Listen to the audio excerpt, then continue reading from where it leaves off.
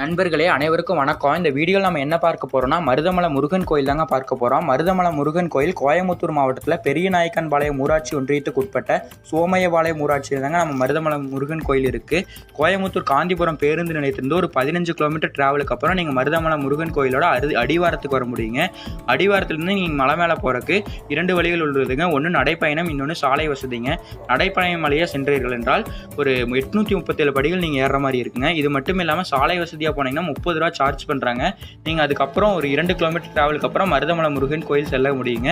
சாமியை பார்க்கறதுக்கு 2 வழிகள் உள்ளதுங்க. ஒன்று இலவச தரிசனம், இன்னொன்று 50 ரூபா கட்டணம் செலுத்தி நீங்கள் சொல்கிற மாதிரி இருக்கும். இது ரெண்டுமே ஈஸியாக தான் இருக்கும். கோயமுத்தூர் மாவட்டத்தில் இருக்க ஒரு அழகான கோயில்னா மருதமலை முருகன் கோயிலுங்க. மேற்கு தொடர்ச்சி மலையை ஒட்டியே இருக்கிற மருதமலை முருகன் கோயிலுக்கு நிறையா பேர் வந்து செல்கிறாங்க. செவ்வாய்க்கிழமை, சனிக்கிழமை அதிகமாக கூட்டம் இருக்குதுங்க. நாங்கள் சனிக்கிழமை சென்றதுனால ரொம்ப கூட்டமாக இருந்தது. மறக்காமல் இந்த வீடியோ பிடிச்சிருந்ததுன்னா மிஸ்டர் சர்ச்சில் சேனலை